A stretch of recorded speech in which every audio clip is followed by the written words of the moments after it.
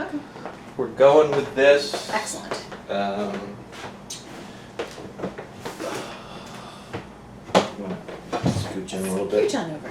Are we in frame? I certainly hope so. All You right. are at least. That's really all I care about. Excellent. No, you don't, because you don't want to do this part. I hate video. I hate that you're putting this on YouTube. Yes, all of that is true. Hey, look, it's recording. Yay! I got notes. I got beer. I got cider. I got notes. Hey, cheers. Cheers. Hello, Ward. Welcome once again to Editing Academy. New location. We had some, we'll just call them animal issues. Technical difficulties. Sure, we'll go with that. Okay. So we've changed locations yet again.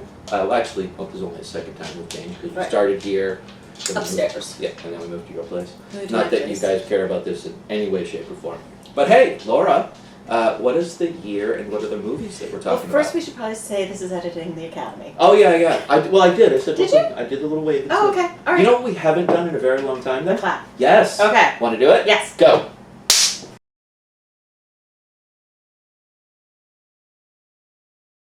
Brilliant. Excellent. It's been like 3 or 4 since we've done the clap. We Yeah. just keep forgetting to do it. All right. Gotta do it. It's important to me and nobody else. That's okay. We can do that. Okay, year and movies. All please. right. So these are the Academy Award nominees for Best Picture in 2004. The movies were released in 2003, and they are Master and Commander, Mystic River, Lost in Translation, Lord of the Rings: The Return of the King, and Seabisquit. Ah, yes.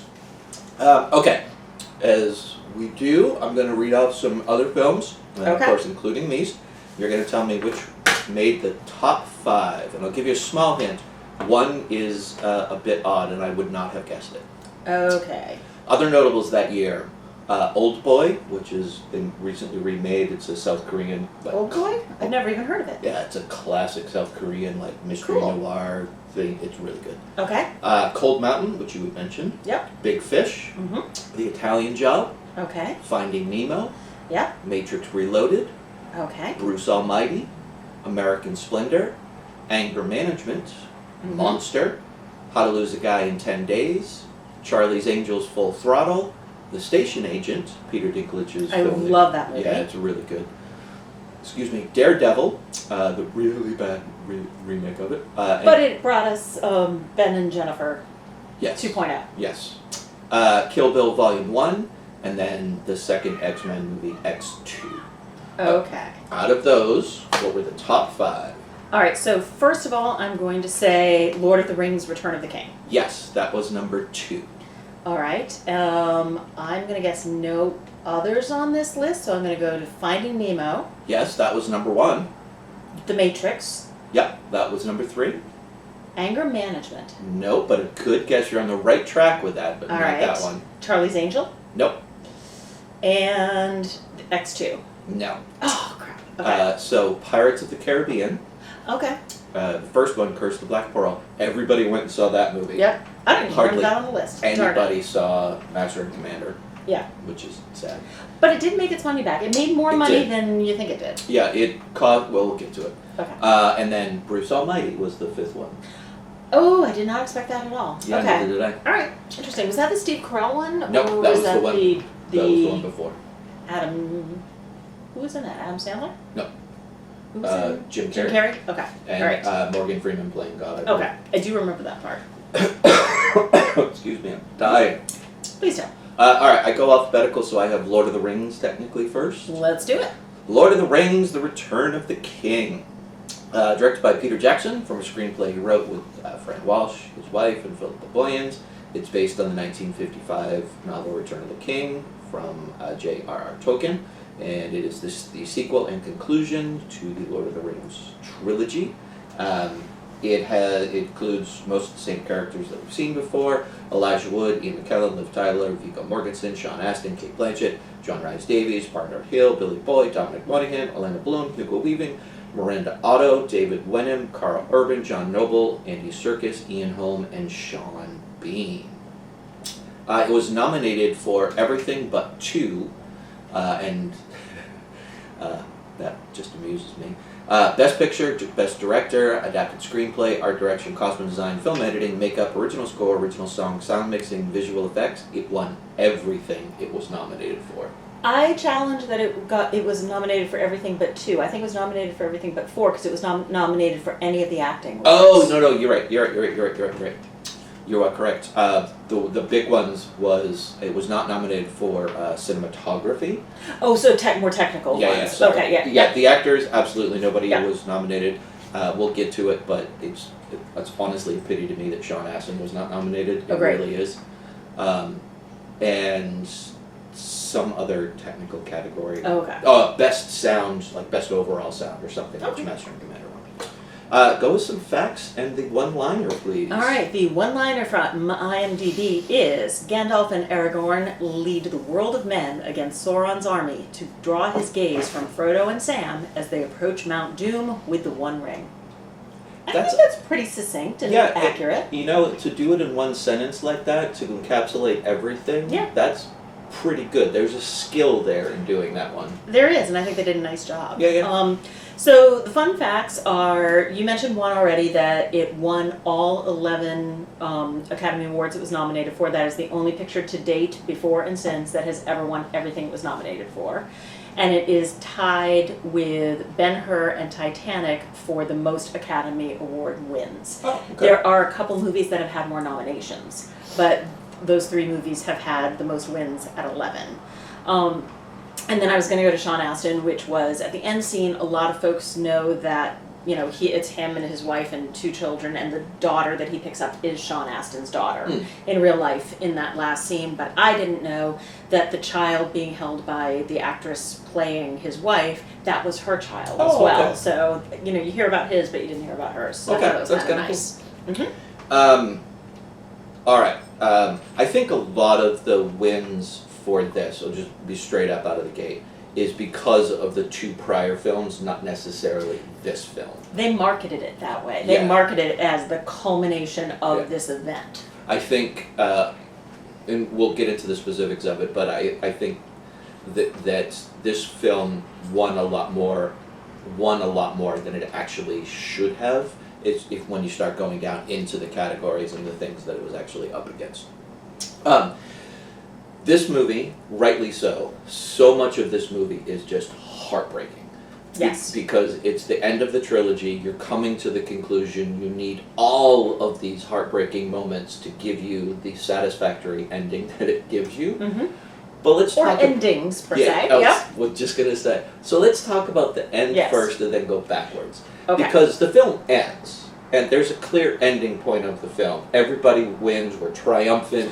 What do you consider the true ending? Because there's the, they're saved by the eagles, there's the crowning, then there's the Frodo going away, and then there's Sam at the Shire. So there are 4 distinct endings. What do you consider the true ending? I think the true ending, and to be fair, it is being very faithful to the books and how the books Absolutely, yeah. But I think the true ending of this one is the crowning of the king and when he goes and everybody's there. And honestly, I can't even remember the lines that happened after, but that, my friends, you bow to no one. Yes. If they had ended on that, I would have been such a happy person. You are not the only person I know that has said that line makes them cry. Yeah, absolutely. That is a beautiful line. I agree with that. So I love this movie. I think it is a wonderful culmination of everything that came before it. It's incredibly satisfying.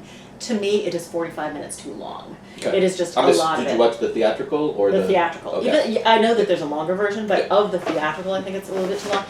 And at the ending, I would cut the bouncing on the bed, happy, gauzy day scene entirely. Yeah, I don't think that was necessary. I'll give you that. It's a little over the top. Everyone's coming in, blah, blah, blah. I think they could do those reunions at the crowning. And I agree with you. I think the crowning is what's important. I think the stuff that happens with Frodo needs to happen because so much of this was about Tolkien and World War I and these boys who went off to war and were fully unprepared and came back and didn't know, what to do and how to go back to a normal life. So I like that we saw them going back to their normal life and being so isolated almost and separated. Sure. So I liked that, but I didn't think that had to be necessarily the end. I'm not mad at the ending. Yeah. I'll be clear. Yeah. It's a great movie. And I understand why they did as many endings, and that the going back to the Shire, and even ending on the Shire where everything's peaceful and happy, makes a certain degree of sense, because so much through the trilogy, they are referring to the fact that they are fighting for exactly this. Yes. This peace, this tranquil life, this world without fear. And the very, very end one with Sean and his wife Yes. is exactly that. Yes. And it's everything that they have been fighting for. So to see that is good. Mm-hmm. I just don't know if it was necessary.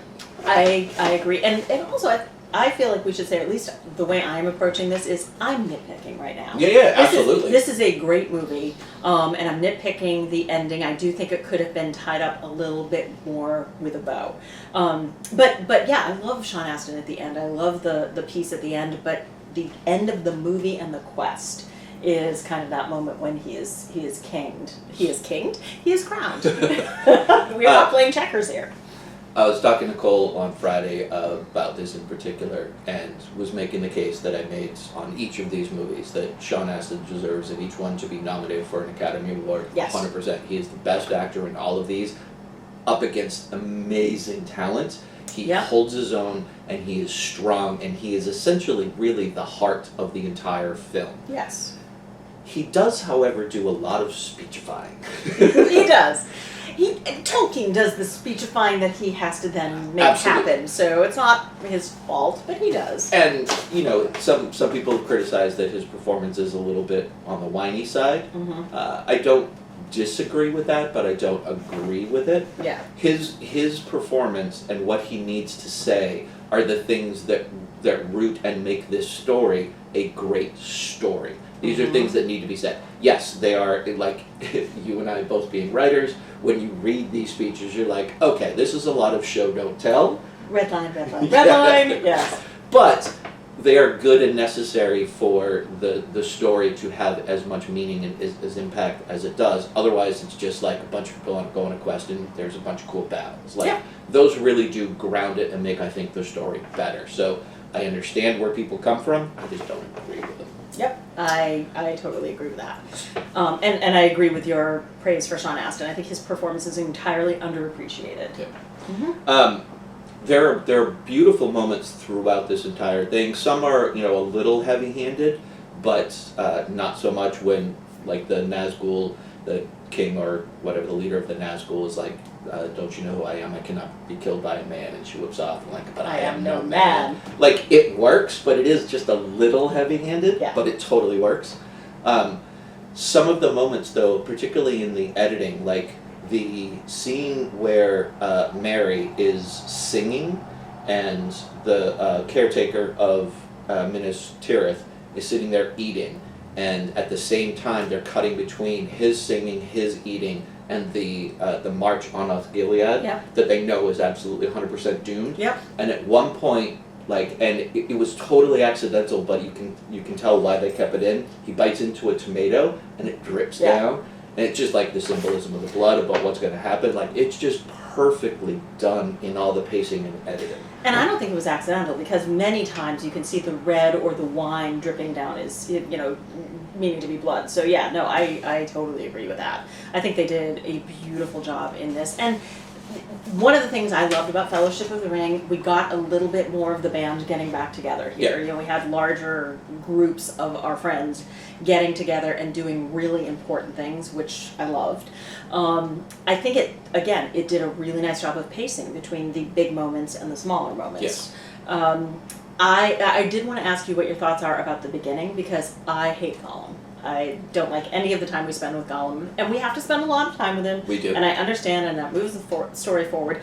I did not need his backstory, and I do wonder how much of that was a little bit of conceit on Peter Jackson's part. Of, we created Gollum, and he was super popular, and everyone's talking about that from the first two movies, and so now I have to present you his backstory, which to me, yes, I get it. We need to see how he became Gollum, but I didn't need to spend that much time with him at that point in the important real estate of the movie. I agree. I think it could have been edited down a little bit. I think having that in, I was totally fine with it.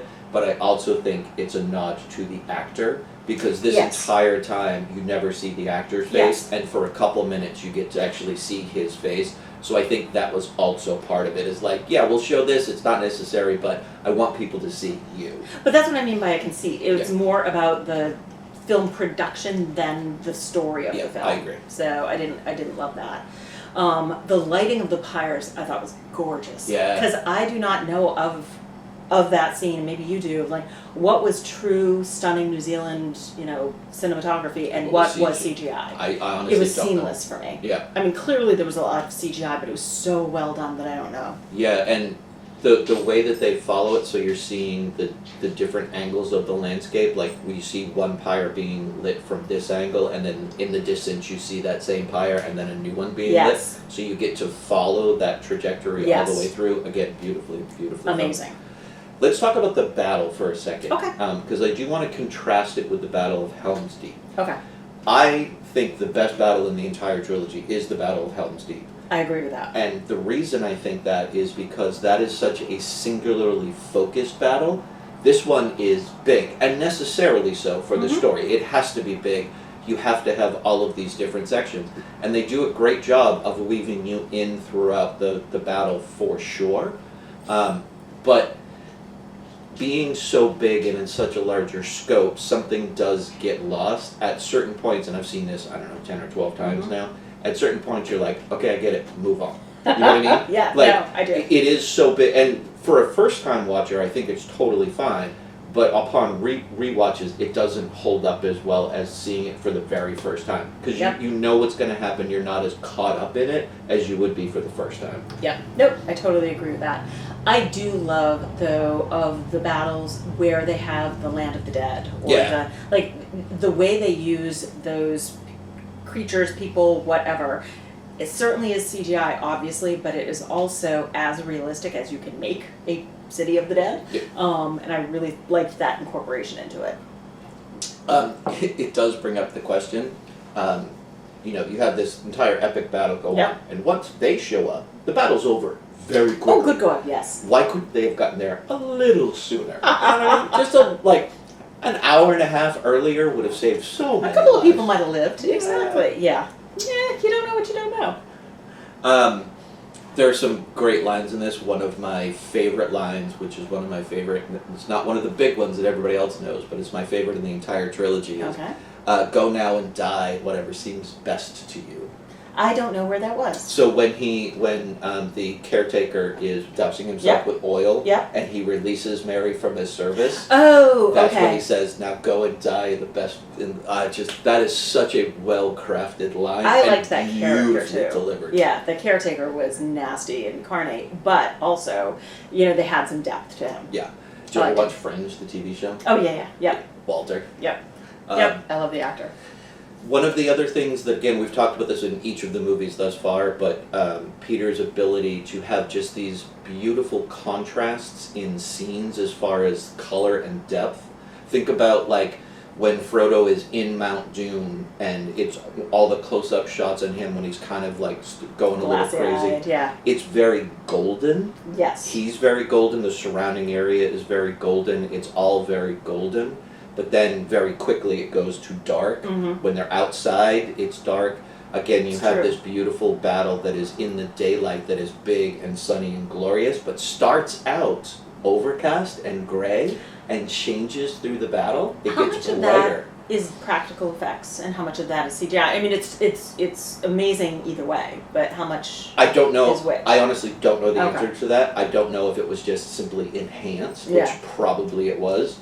Because I do know that the CGI effects got exponentially greater each movie. Yes. The first was, and I said this stat before, and I don't remember exactly what it was, but the first was 100, the next was 250, and the next was 1,500. It was just massive increase. Yeah.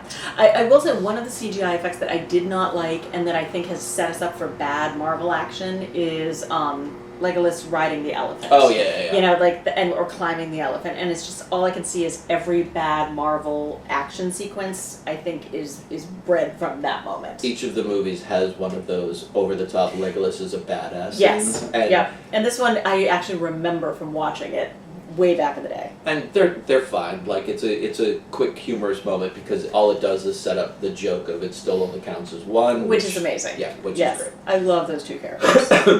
So yes, I absolutely love this movie. I thought a lot of times in trilogies, the consequence films do not hold up as well, and more importantly, don't give you a satisfactory conclusion. Yes.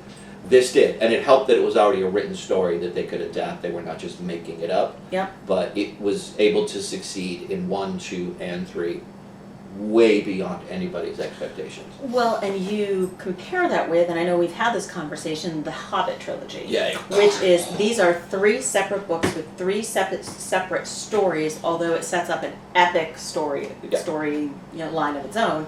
The Hobbit is one story that they stretched and artificially filled into 3 different movies, all of which were unsatisfying because of that. There just wasn't enough for all 3. If The Hobbit had been one movie, it would have been one fantastic movie, I think guaranteed. So. I think so. But because of the cash grab, totally money grab. Yep.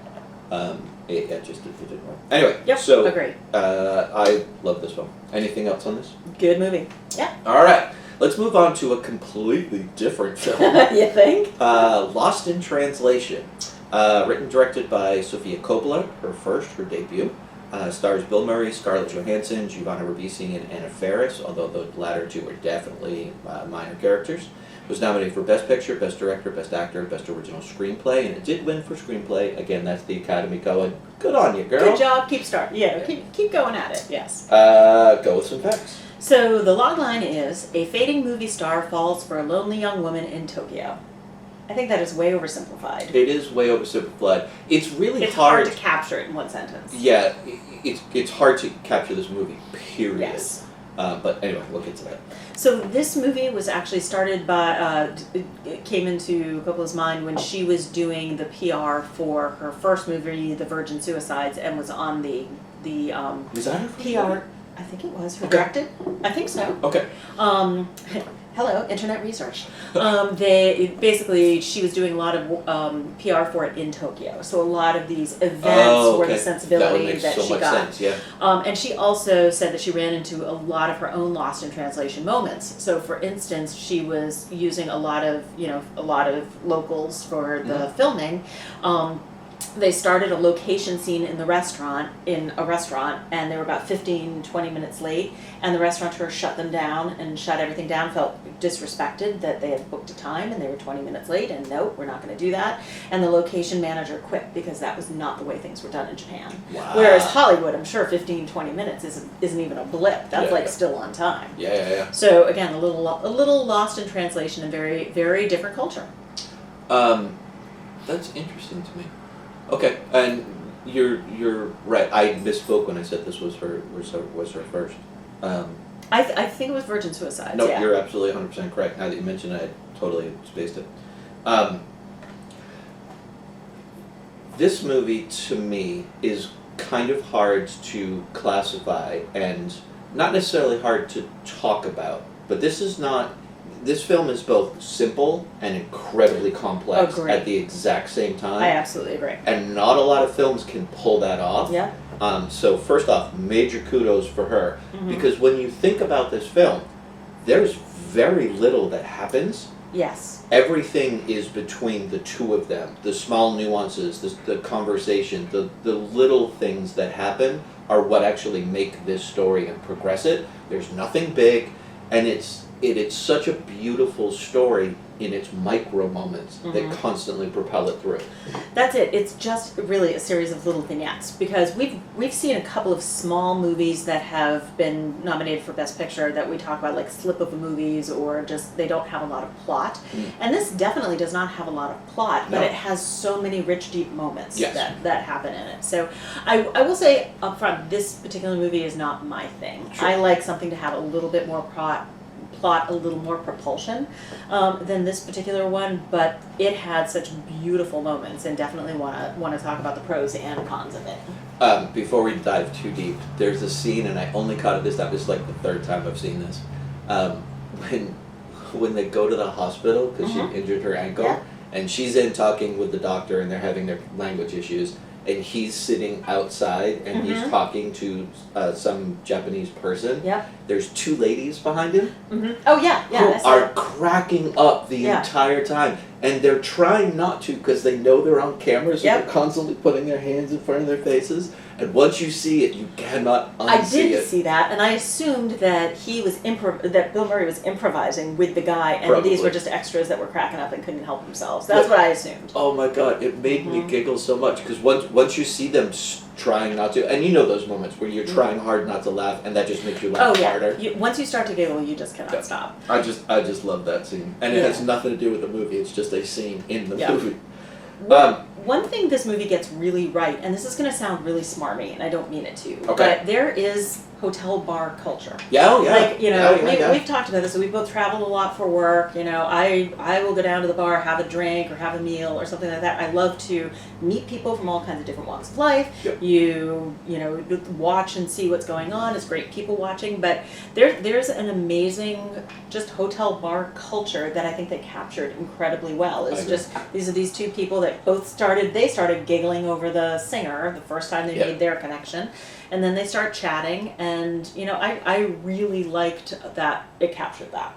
No, I agree. I think they did capture the bar scene, because a lot of the scenes are actually just in the hotel bar. Yeah. There are scenes outside, of course, but most of their interaction is in either a hotel room or the hotel bar, and they did capture that kind of, I don't have anything to do, I'm bored, where can I go, do I go out and see the town? Nah, I'll go have a quiet drink and see what's happening. Exactly, and, you know, I don't know you, you don't know me, but, you know, we're both here at the same time, just killing time chatting.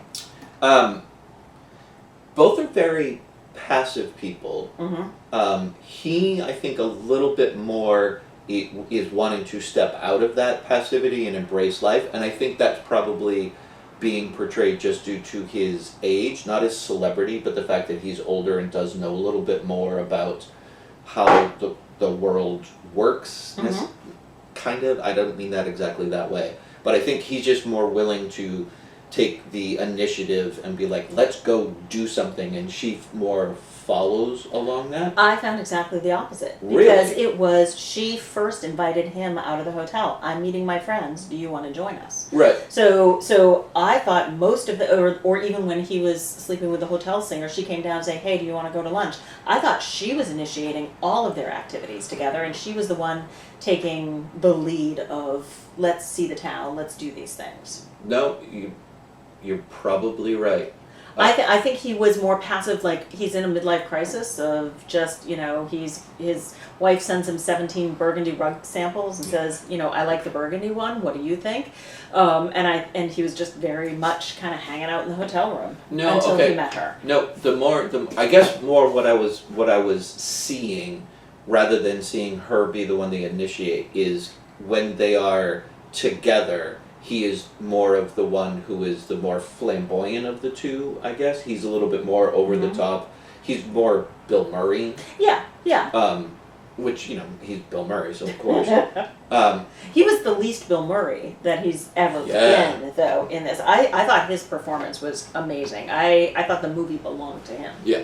Did you ever see Razor's Edge? Yeah. Okay. Yeah. He was very good and very quiet there too, but I didn't think he had the acting chops at that time in his career. Not at that point. I think he did that's a different movie. I'm going to get off that topic. I didn't, because we have such rules in what we do.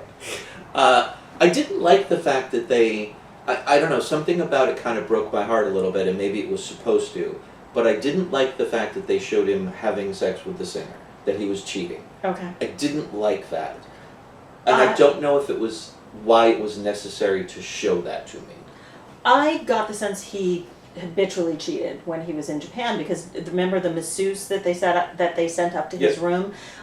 He said, yeah, I don't do that anymore, or or something about like they know what I like, or something like it was established that she was sent up to the room as a gift, basically. Right, but he'd been to Japan before, so it was I read it as this is what normally happens when I'm here. Okay. But he just wasn't into it this time. I read that scene as exactly the opposite, that he Oh. was sent a gift by the hotel staff, Mm-hmm. and she went for it, and he was like, I'm just not into this. I think her going for it is why he was turned off by it. But I there was a line in there, something to the effect of, tell him I'm not interested this time, or thanks for coming up, but Okay. not tonight. And I must have missed that line. It was super brief, so. And if that is indeed true, that line was in there, then of course you are 100% correct that this established that happened before. Mm-hmm. I missed that line, and to me, then having him sleep with her degraded his character to a degree that I just didn't like.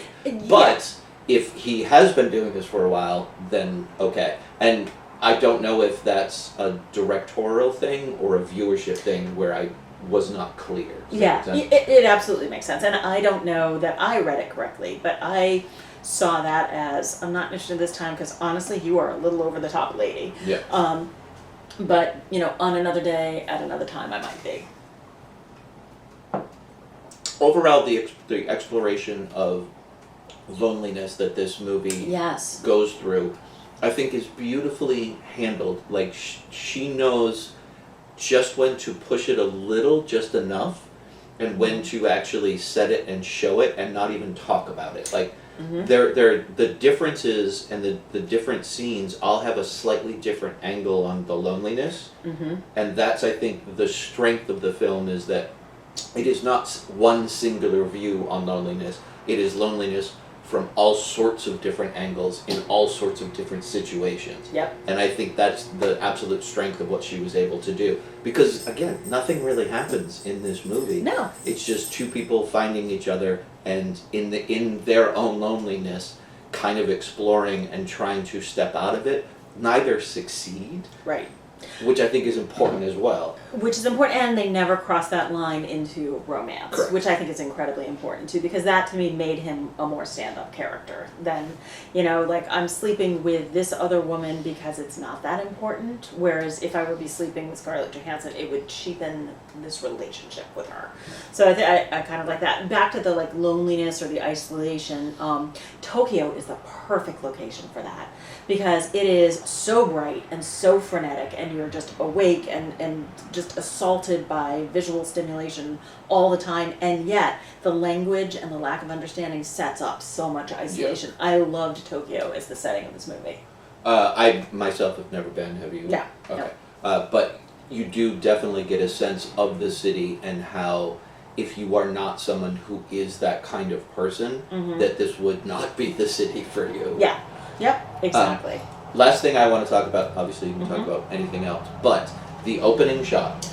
That was one of my last things to talk about. I have one more, but yes. There is so much controversy and interpretation over this. Yeah. Did you read what she said? Yes. Well, basically, and just for the people watching, didn't she say, I don't know why I lasted on her that long? I'm not sure. Which is a lie, because directors don't do things because they don't know. The quote that I read started with, I don't know why I decided to open with that shot and stay with it as long as I did. I just liked the shot. Yes, which might be true, I suppose. I've heard a lot say, it's the male gaze, and yet you get so uncomfortable in it that it then shows you that it's not a sexual or an erotic view. Yep. I don't know. I didn't love it because it seemed to be, this is not a romance. This is not a movie about physical love, let's say, and that just seemed to be so physical and sexual and erotic to be focused on her, because they were see-through underwear too. Yeah. It just didn't make sense to me. It didn't set up the movie for what I then end up watching.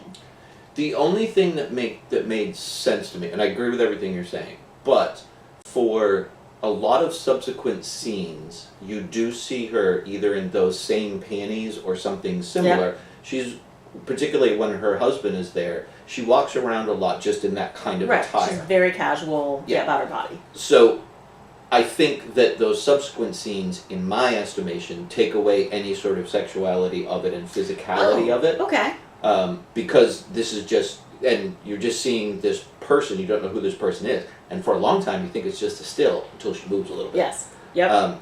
So I think those subsequent scenes of reinforcing that this is just her attire does take away from the physicality, the sexualization of it, I guess. I did not see that, but I think that's a really good point. Yeah, I could see that now, and you're right. It's like if you see somebody in sweats all the time, you get desensitized to it. Yeah. So if she walks around in her underwear, I need to see her in that a long time to realize that that's just who she is. Yeah.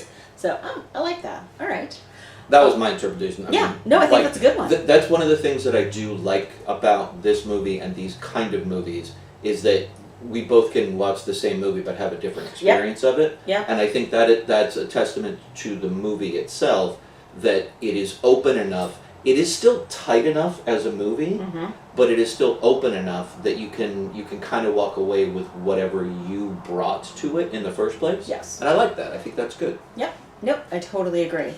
Last thing I wanted to mention was, so first of all, you sent me by email the translation of the director scene, showing what he was actually saying and what the translator was saying. So I urge everybody to go out and get that, because that is kind of hilarious. It does definitely show he's speaking in Japanese for 5 minutes and the translator says, more intensity. And he's like, really? Is that everything he's saying? And of course that's not everything that he's saying. So I like that a lot. But that's one of the places where we both love satire. That is a satire of Japan and Japanese culture that I thought was spot on and hilarious. And there was a couple of other ones. And then there were a few that I think were just mean-spirited. It went past satire into mean-spiritedness.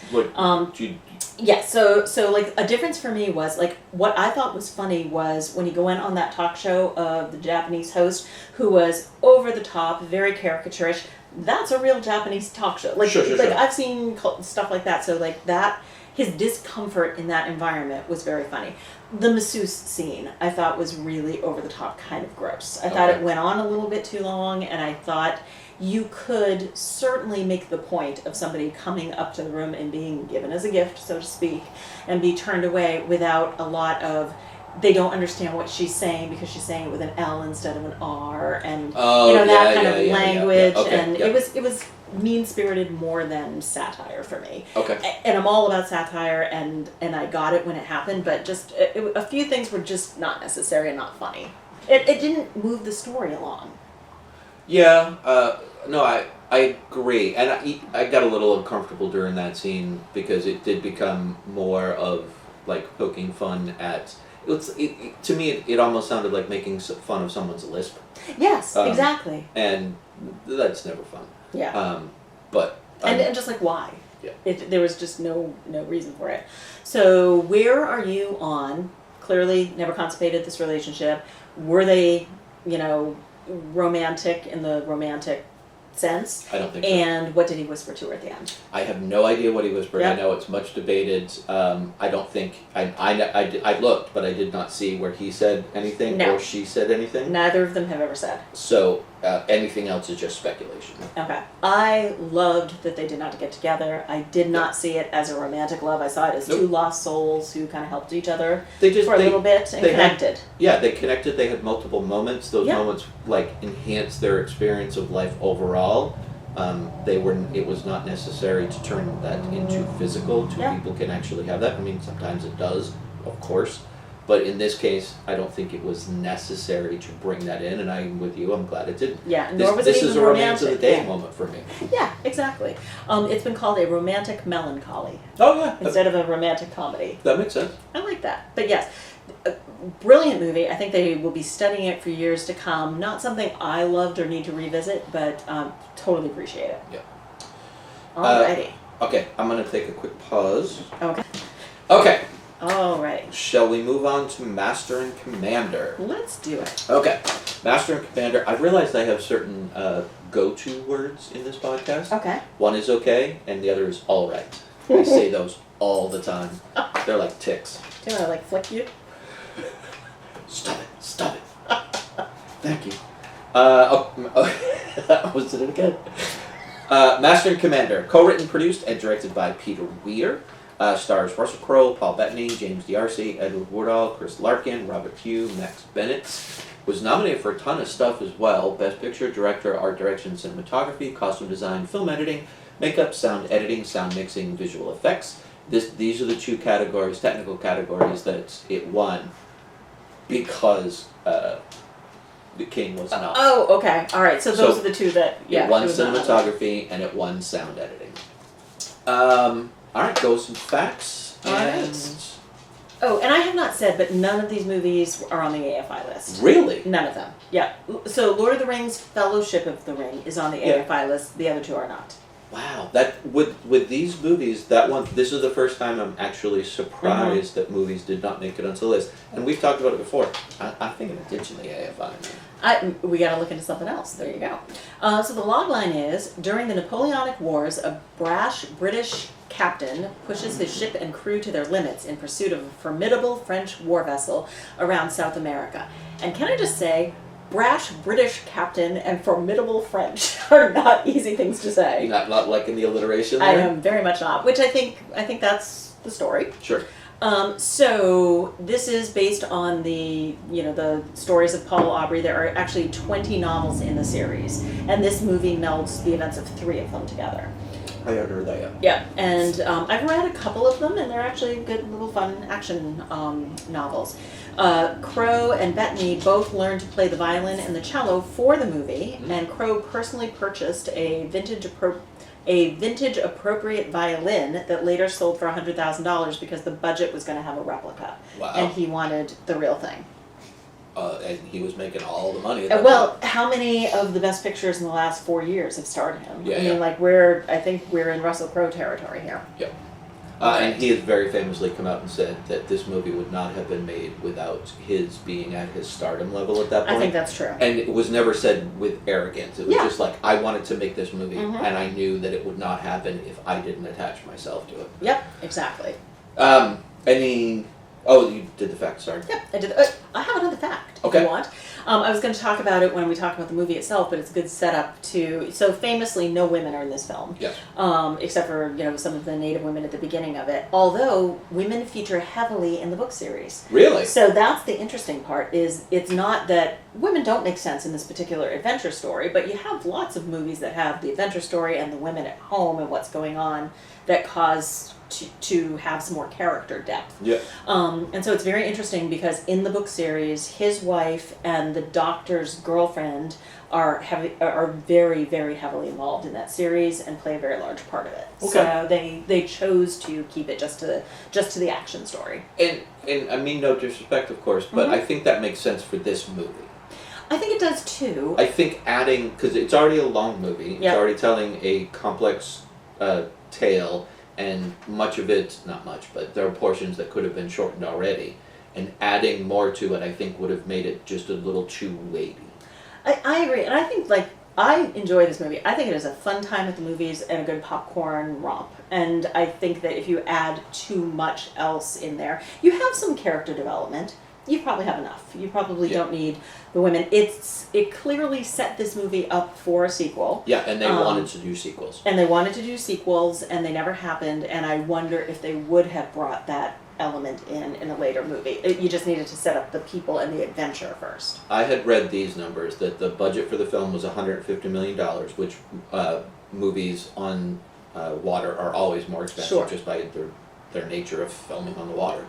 And it made 210 or 215 million. So it made... It was fine. Yeah, it made $60 million, which is nothing to sneeze at. Yeah. But it was not enough for the studio to then greenlight the series that they wanted to keep making, which to me is kind of sad, because this movie has gone on to become a very cult, die-hard fan film that people love. Yeah, I have recommended it, so a bunch of folks in my family have not watched it, and I recommended it for them. I think you'll enjoy this. It's a fun, good time at the movies. I think that the action scenes are really well done. Yeah. I love the action scenes. I love when they're on the water during the battles. I think those are terrific. And also when they're on the Galapagos Islands, the nature scenes are gorgeous too. So it really does a nice job of both of those things. So let's talk about the things that I think the film gets right. Okay. Number one is, of course, the battle scenes. They do give you a very clear understanding of what it is like to be in a naval battle Yes. and the horror of being in a naval battle. Yes. Most people don't die because they get shot with a cannonball or something explodes. They die because they're ripped apart by wood.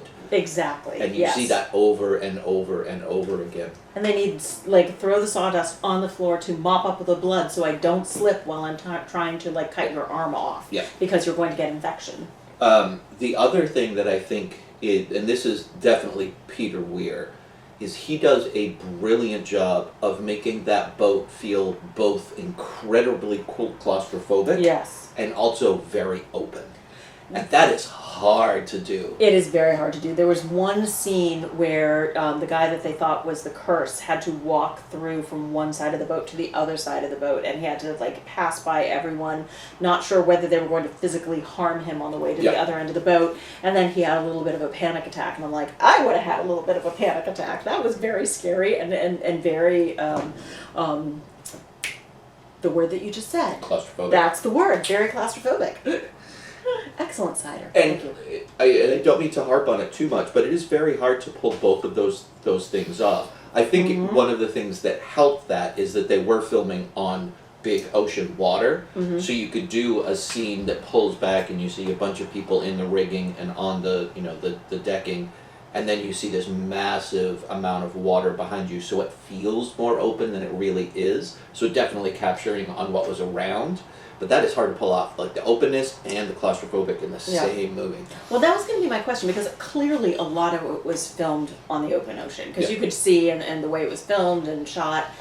Were they also in a place somewhere in a studio like they did Titanic? I think so. They have to be. I think would so. Assume. Okay. I think they built a replica of the boat or at least scenes for a lot of the interior shots. In a water tank, they would have to be. Okay. So that makes sense. But again, really, really well done. So overall, the movie does give you a really good understanding of what it is to be part of a naval ship during this time. The hierarchy, where everybody is, how necessary it is to actually follow orders, how quickly superstition can ruin things, and the discipline and how to apply discipline. That's one of the ongoing conversations that happens. Is when is too much discipline. People have to respect you because you're their commander. They have to fear you, but they also have to like you. Like, these are ongoing conversations that they have, which I thought they did a really good job of exploring all of this to give you an understanding of what it is like to be in this environment. Exactly. And then you also have the added complexity of these are British officers that are used to a certain way of life and a certain decorum around them. So, the officers have their dinner in a dining room with china, with glasses of wine, that they play their instruments afterwards. And so it's like all of these things are going on. You've got guys down in the bottom, on hammocks with grog. And then up above in the officers' quarters, it is a little more genteel. Yep.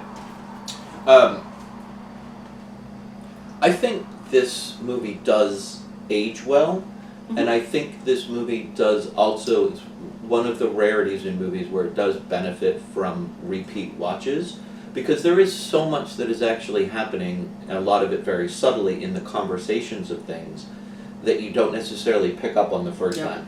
Because the movie is also very well paced. You have these down still moments, and then you have a lot of action scenes. But the action scenes are every like 20 minutes or so, and so it's very well paced. That you get the ship's life, and then this action scene, and then a little bit more ship life, and then something else. So it's very well paced. It's very well shot, and it bears up upon repeat viewings because you can start to pay attention to some of the smaller details of things. Yeah. It also, I know people love this. It shows that he's a really, really, really clever commander. Oh, absolutely. Yeah. Like, even his officers are like, damn, that's shipmanship, seamanship, whatever they call it. Yeah. The scene where they use the decoy to actually get the ship to fire upon them, brilliant. Yep.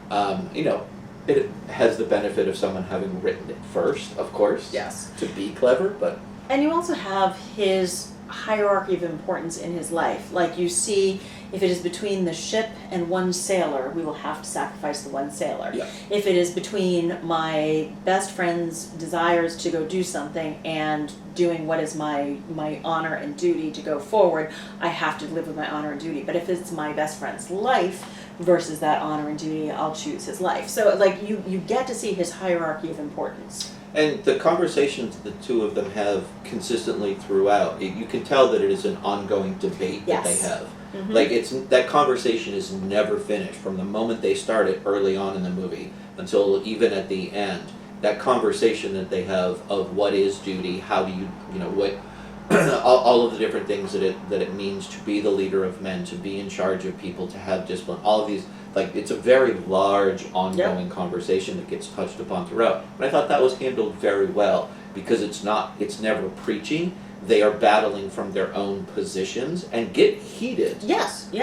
Which he shouldn't because he's they're friends, so it's allowed. Yep. But I did like how that was handled. That it doesn't get preachy. It's never decided. There is no answer. It's just an ongoing debate. Yep. And I know from reading of it that is an ongoing debate through the novels as well. Yes. Because do you want to spoil it? Because you know who the doctor is. Go for it. Okay, the doctor's a spy. Yes. And that one surprised me when I read that because I've never read the novels. I've only seen the movie, and based on that friendship. And then I started to think about those conversations, and I was like, okay, maybe they were laying some groundwork for him for later on by including these, because they're not necessary, but they enhance the movie. Yes. And I think that's why, in subsequent movies, if they had them, his girlfriend or lover is so important to the role of him being a spy. So that's probably what they were going to bring up, like in movie 2 or something, if they were to do that. I don't know. But the other thing is, and those two characters are obviously front and foremost in what we're seeing, but they did a nice job of the rest of the sailors. Like everybody had their moment, and that poor doomed sailor that went to his death by putting cannonballs in his pocket. I'm like, oh, that's a brutal way to go, man. But he, like, you saw why, you saw how the little boy and that survived the gangrene of his arm being cut off. Just all of them had their moment in the sun. And they were all up to the task as well. Yeah. There wasn't like some of the like second and third tier characters. They were not phenomenal actors, but they were absolutely pulling their own weight, doing what they needed to do. That kid who that gets his arm cut off. Boy, yeah. When the two ships are battling, you can see in his eyes the steel that he's at, and he's one of the first to jump in and lead men forward without an arm. A lot of other people in that circumstance would have been like, I'm gonna hang back and let it go. And he's the youngest one. Yep. Absolutely. But even he, like, his acting chops were 100% up to the task of what needed to be done for the character. I don't think there's a bad performance in the lot. I was going to say the same thing. Like, there's nobody in there that I would call out as a weak link. Yep. Nope, absolutely agree. A fun, good time at the movies. See, you say all these positive things, then you say something like that, which to me demeans it just a little bit. I don't mean to, but some of these surprised me for a Best Picture nominee. Really? This one surprised you? This one surprised me a little bit, yes. Okay. I thought it was a really good movie. I thought it was well filmed. But again, I don't know, maybe it is the character development. I think they held back thinking there was going to be a series. Would something like Cold Mountain have made more sense to you? No, I haven't seen it in so long that I can't actually remember. Okay. So I don't know. Because for the first time, all of these movies, for the first time in a long time, made sense to you? They absolutely 100% made sense to me. I was like, yes, I see why that one was nominated. Okay. Yes, I see why that one was nominated. Like, I don't think there's a bad apple in the bunch. Whether you like it, whether you don't, I think all of them deserve to be in the category. All right. Shall we move on to Mystic River? Let us move on to Mystic River. Mystic River, directed, co-produced, and scored by Clint Eastwood, based on Dennis Lehane's 2001 novel of the same name, screenplay by Brian Hegligand, and stars Sean Penn, Tim Robbins, Kevin Bacon, with Lawrence Fishburne, Marcia Gay Harden, and Laura Linney. It was nominated for Best Picture, Director, Actor, Supporting Actress, Adapted Screenplay. Both Penn and Robbins did win Oscars. Great. So the log line is, the tragic murder of a 19-year-old girl reunites 3 childhood friends still living in Boston. The victim's gangster father, a detective, and the disturbed man they both suspect of killing her. I think that's pretty perfect. Yeah, I think that's pretty spot on. Yep. All right, so a couple of fun facts is that Michael Keaton was originally cast as the Kevin Bacon role. And he was in it. He had moved to Boston. He was embedded with the Boston police, trying to learn their ways, and ended up leaving over creative differences with Eastwood. Really? Neither of them have really spoken about that, but yeah. That actually surprises me from everything I know about Eastwood and Super Michael. mild-mannered, I Yeah. thought, both of them. Yeah. He must have made, Michael must have had a very distinct choice for his character that just didn't jive with what Clint That's saw. what I wonder. And then the only other one, too, is, so Eli Wallach, who is Hollywood royalty, played the liquor store owner. Oh, okay. In that one scene, and he said they filmed it in one take with no direction because Eli walked in, he knew what Clint wanted, and he delivered. And I think that, and those two they had worked in old westerns of the 60s and 70s together, and so I think that's probably very true. Yeah. And love Eli Wallach. Clint also, I'm going to start the conversation by talking about Clint as a director. Yeah. People notoriously, both men and women that have worked with him, actors and actresses, have said how much they appreciate and love being on his set. Yeah. And how good he is, not only just as a director, but how good he is at directing. He doesn't give a lot of big over-the-top commands. He never says action or cut. He just says when you're ready, and then he says, okay, that's enough. Yep. He gives more subtle guides. He's one of the directors that does believe in, if you cast the right people, I don't have to give a lot of information. We'll have the conversations, but I don't have to direct a lot. And all of his films have a certain quality to them, which is a slow-moving, let's sit in moments, quiet kind of thing, even when action is going on. For the movies he directs, they're so quiet for how everybody comes together. And this movie, to me, is a perfect example of a well-directed Clint Eastwood movie. I agree with everything that you're saying, and I've heard the same things about him as well. And I thought of, I think I've seen all of the Clint Eastwood directed movies, and there's not a clunker in the bunch. No. There's not a movie out there. There are some that I like better, like worse. There are some that I don't love the subject matter of. Or I think Gran Torino? Yeah, Gran Torino, or just even like Sully. It's it's not that. Or the one about the train where some Americans or some servicemen, stopped a terrorist activity on a train, which was a true story. Just a little. Some of it is a little bit heavy-handed, patriotic. That's just not my interest in movies. But I've never walked away not invested in the movie, not liking the movie, and not thinking that was very well handled. One of his strengths, and we've talked about this, and I think we're both kind of agreeing when we have a preference for a director type, which is directors that are character-driven directors, not necessarily plot or technical, although we do appreciate all of those. Our go-to is anytime we're going to watch a movie that is a character-driven movie handled by a character-driven director, because you're going to at least enjoy the experience. Everything else is a coin flip. Yes. But those, like we talk about Rob Reiner, Clint Eastwood is definitely in that category.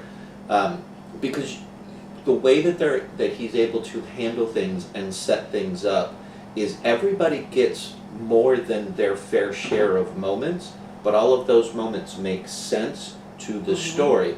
But they're not plot moments. They're conversation that move the film it's forward. Character development. Yes. It is. It's character development. Nope, I agree with everything that you're saying. And the thing is, when you add up a director that I really like, and I like the way his product comes out, and Dennis Lehane is actually one of my favorite writers, and I love his books, and he is also then writing about Boston, which we know pretty well. So you add those three things together, and plus the three main characters. You got Kevin Bacon and Sean Penn and Tim Robbins. It was like, Laura, we have a movie for you. I've talked about, some movies are not for me, but I appreciate them. This is a movie I appreciate, and it's like, Laura, we have created something for you. Come, sit down and watch.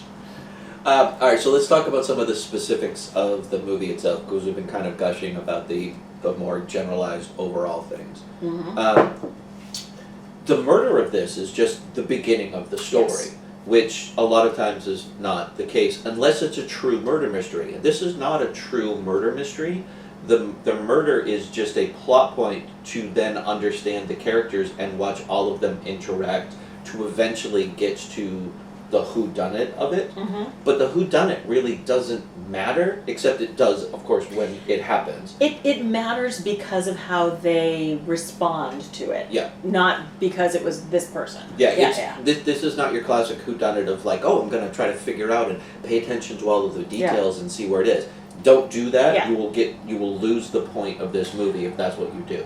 True, but also I think it's pretty obvious from the beginning moments of it's not Tim Robbins. Because they force Tim Robbins so hard down your throat.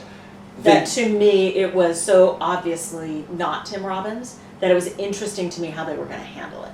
So I don't necessarily agree. Okay. Because of the setup of Tim Robbins and what happened to him, that there is always a question of doubt. Mm-hmm. And every once in a while, that doubt is reinforced. Fair, yes. And so initially, yes, you were like, no, it can't be Tim Robbins. There's no possible way he would. I was more because it's so obvious that it was him. Right. That it can't be him. But those little teases that they give back that make you go, oh, well, wait a minute. Maybe they will flip it on its head. Okay. Maybe. But again, those are not. Those are small moments in the film. They're not. They're even.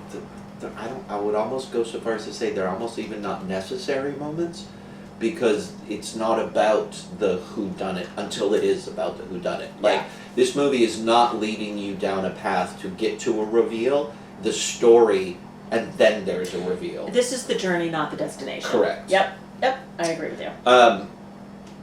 Each of the characters in this are absolutely 100% necessary. Second, third, fourth characters. Spot on. There's nobody who is not up to the task, but there's also nobody who is unnecessary in the film.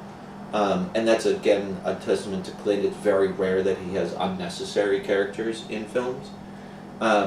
Back to the secondary characters, it's funny because you said, it was up for Best Supporting Actress, which it was Marcia Gay Harden that was nominated. Surprised me because I thought Laura Linney gave the better performance. I think they both should have been nominated because they were both great, but Laura Linney's was so much quieter. Yeah. And so much behind. I am a sucker for those quiet performances where she was friggin' Lady Macbeth. She was. She was behind the scenes. She made sure her cousin went to her husband and she knew what was going to happen and she set it up. Yeah. And I thought she did it beautifully. Yeah, she pretends on the surface to not know and understand, but she is fully aware of everything that has happened at every moment in time. Contrasted with Marcia Gay's character, who has no idea and is reaching at straws. And you also see every emotion across her face every time she's having an emotion, which is great acting. But Laura Linney's was more, I did not know, what was going on behind the scenes until it all came out at the end. We'll get to Marcia Gay again in my favorite movie, Miller's Crossing, which is, I think, her best performance she has ever given. Nice. She got the Best Supporting Actress for Pollock, right? Is that the one she got it for? She may have, I don't know. Okay, I think so. But in that one, just to prepare you, she is not this meek, confused character at all. Oh, and I've seen her be pretty bold, so I love that. Awesome. The only negative I really have about this film is the very, very end when Kevin Bacon is like, it feels like we all were in the car. No, that should go, because I think it adds a hammered weight to it that is unnecessary. You know what I'm talking about? Yes, I do. I agree with that. The thing that takes me out of it is the finger gun. I hate that piece of it. The finger gun? When at the end they're at the parade and Kevin Bacon is across the street from Sean Penn and he does the finger gun like that to Sean Penn, who does the innocent, I don't know what you're talking about, kind of shrug. And so it leaves you on this note of, is he going to try to get him for Tim Robbins' murder? It needed to end where it ended, that Kevin Bacon knew, everybody knew what happened, and that's just sometimes the way things happen in Boston CD under belly. Yeah, I think it did go on a little too long. I think you're right. I think it would have been a better ending had it ended a little bit sooner and not come back to reinforce. Because the trauma of that is reinforced throughout the entire movie. In particular with Sean Penn, Kevin Bacon trying to understand, and also like acknowledging that they understand, but they've never talked about it. Busted men, we don't talk about these things. Exactly. But you see them start to question a little bit, in particular Sean's character, as he's starting to question, is because of what happened to you something that I need to be thinking about because you may have done what I hope you didn't do. Exactly. And so you get all of that throughout, and then to have it just hammered at the end like that was just, it did a disservice to me. I agree with you. And I will say, though, Tim Robbins' performance as a disturbed person was spot on. He's like, he is just under the surface holding his shit together. Yeah. And I really liked that, you know, in every bit of it, even when things were going well, he was very disturbed. What was surprising to me, particularly in his performance, is you're correct. He's keeping it just everything just barely under the surface. How easy it is for him to lie, and also how hard it is for him to lie. Yep. Like the lies of where he was flow, but there are other lies that he tells that he can't and then does it. You can see him about to, and it's just like I can't even figure out how to do it, so I'm just going to tell the truth. Yep. That was an incredible performance to me, to be able to pull both of those things off at the same time. Yep, I absolutely agree. It was easier, I think, for him to lie to his wife than to lie to his friends. Absolutely. And even that line about how excited he was, that you know, it was sad for the reason, but you know, like, oh, is this what it takes for Sean's character and I to be friends again? Yep. He was so happy to be friends with him. Yeah, I have nothing else on this. I think this is just, it's excellent from start to finish. I think it's excellent. I think the character of Boston was incredibly well played, too, because they wanted to originally film this in Toronto. Oh. And Clint Eastwood was like, nope, not having it. It's got to be in Boston. And so I love that part, that he stuck to his guns, because anybody from Boston would know immediately that that was fake. And you're a big harper on the accents. Yeah. I don't think anybody didn't do an appropriate accent. They did not go over the top. Correct. Which is what I love, yeah. They were all, some of them did a little hard. They dropped an R, you know. But they were more like subtle, more neighborhoody kind of accents. Like, you don't necessarily, I don't think it's mentioned in this, like what neighborhood in Boston it is. So you don't have to attach, like, is it a Southie accent? Yes. Is it, you don't have to attach anything. It's just, no, they're just in Boston. They're just in Boston. It was, Laura Linney probably had the most pronounced, but it was fine. Yep. And I agree with you. I thought it was a good story. I thought it was tightly woven. I thought it was well directed, and every actor played their part. All right. Very nice. Moving on to the last. All right. Seabisquit. Alrighty. Seabisquit, co-produced, written, and directed by Gary Ross, based on the best-selling 1999 non-fiction book Seabisquit, An American Legend by Laura Hillenbrand. Stars Tobey Maguire, Jeff Bridges, Chris Cooper, Elizabeth Banks, Gary Stevens, William H. Macy, Valerie Mahaffey. Nominated for Best Picture, Best Writing for Adapted Screenplay, Art Direction, Cinematography, Costume Design, Film Editing, Sound Mixing. Did not win anything. Go with some facts. Alright, so the logline. This is the true story of the undersized Depression-era racehorse whose victories lifted not only the spirits of the team behind it, but also of their nation. Ooh, I like that. That's good. A couple of fun facts. So, Gary Stevens played the jockey that took over for Red when he was hurt, and he is an actual jockey. Oh, okay. He did some other acting here and there on a couple of other like TV shows, and then he ended up retiring for good in 2018, but is still a commentator at some races. Oh, good for him. But he was a true full-on out jockey when they recruited him. Good for him. Which I love. And then this is just important to Laura, which is Red's father, the actor who plays Red's father, was played by Michael O'Neill, who is the head of the Secret Service on The West Wing, and he's a character actor yeah. You see him everywhere, and every time I see him, I love him. So I just had to point out that I really liked him. I would, every time you say this is just for Laura, I'm like, okay, which soap opera is it going to be? So that was good. I'll hold that for our Sound of Music conversation, because lots of soap opera actors in that. Doesn't surprise me at all. Yes, usually it is a soap opera actor. I'll try to come up with one. Okay, so this is not the movie I remembered at all. Okay. I thought this was much more of the Disney version of a horse. Okay. We've seen those where it's just from the start to finish, it is just... Yes, everything goes great. Yeah, everything goes great. There's a lot of happiness. There might be a tense moment or two. That was the movie I remember. Oh, interesting. Okay. That is not this movie. That is not this movie, no. In fact, the first half hour of this movie is pretty dark. It is. It's very, very dark. It's depression. It is sadness. It is child death. It is all kinds of people getting broken. And I will say, out of all the movies, this was the one I was not looking forward to watching again because of my Oh, sure. what Okay. I thought. I was like, I'll just get through it. It'll be fine. And then first like 15, 20 minutes, I was hooked, and I did enjoy that it was able to keep me hooked. There are definitely ups and downs in Sure. this. There are moments where I was like, all right, come on, guys, seriously.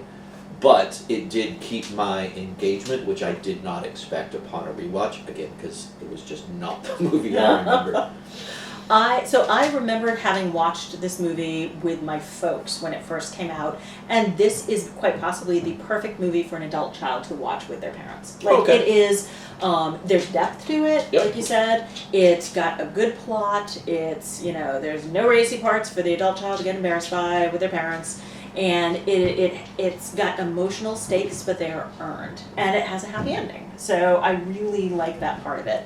The thing that bothered me a little bit about this movie is just how on the nose they kept bringing up these are broken people, and this is a broken horse, and so we are all going to be better when this horse, that is broken.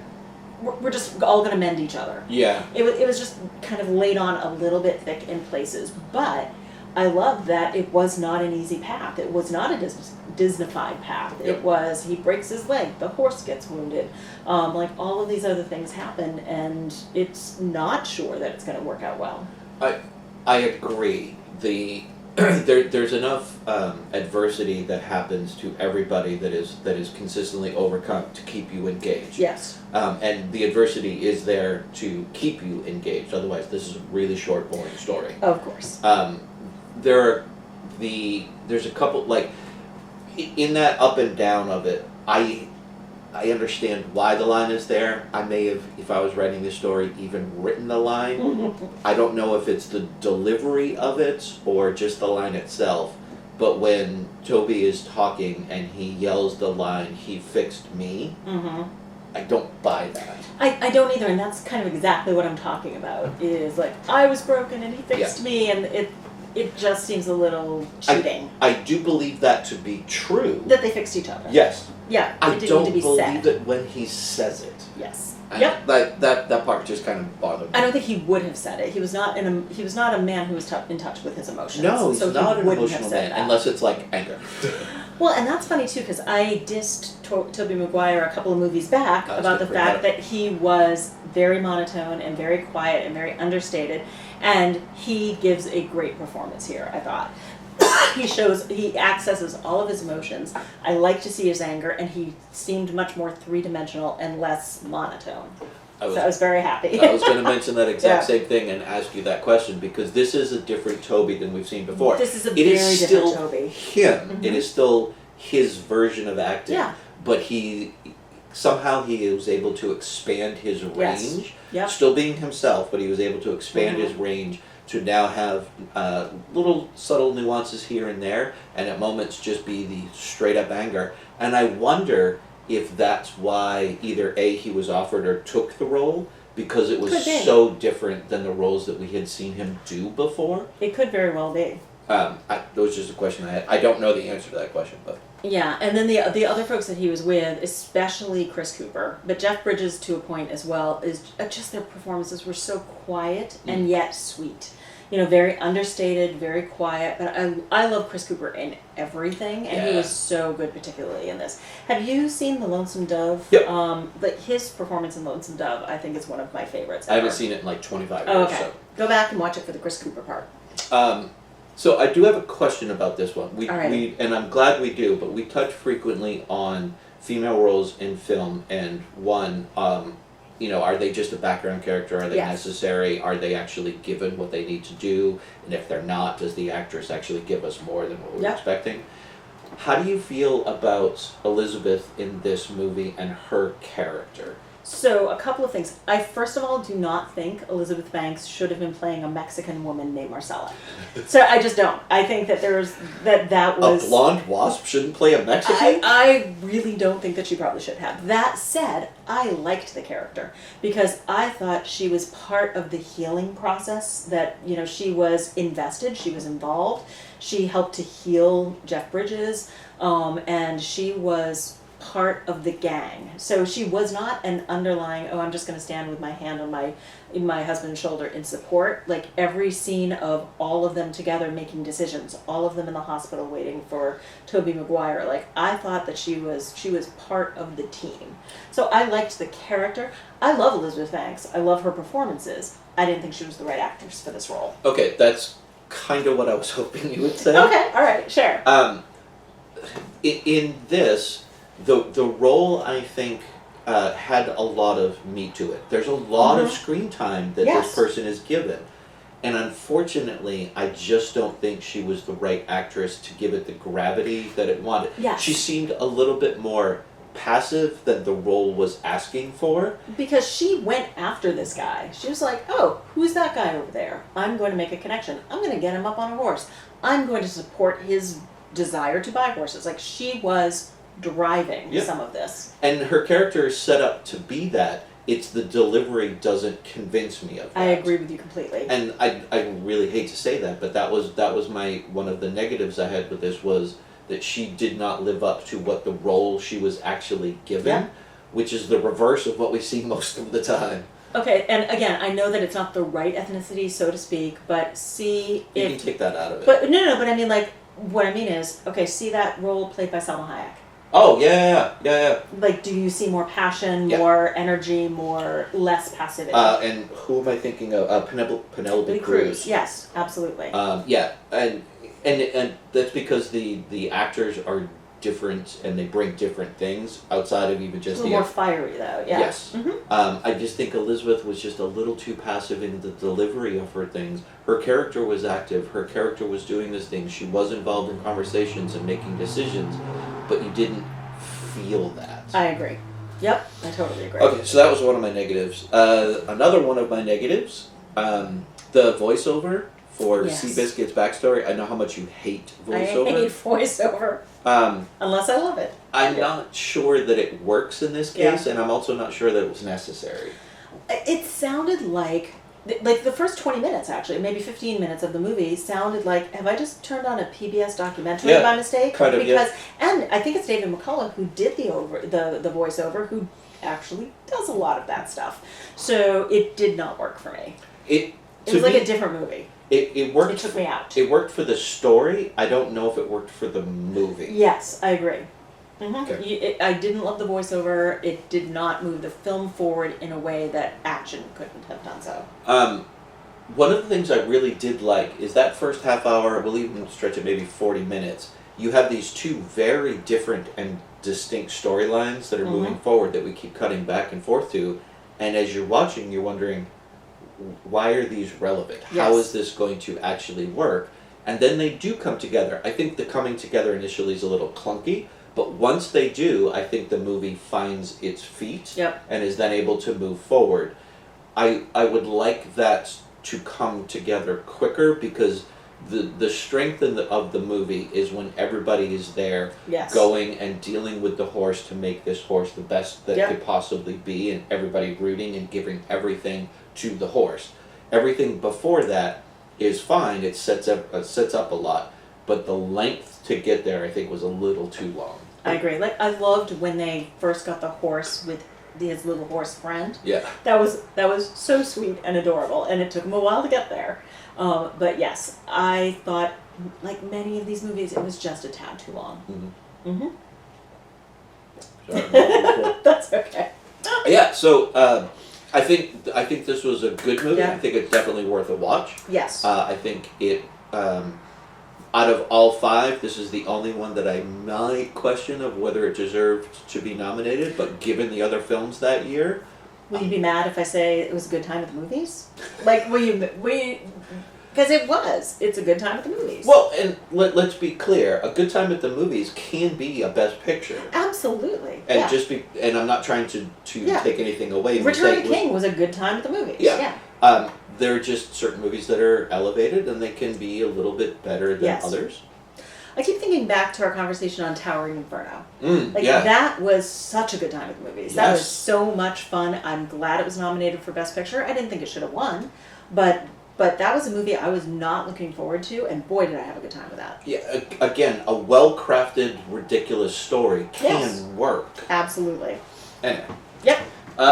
Okay, do you have anything else on Seabisquit? I have nothing else. No. Okay, I'm going to ask you to go first this time, if you don't To mind. predict for you? Yeah.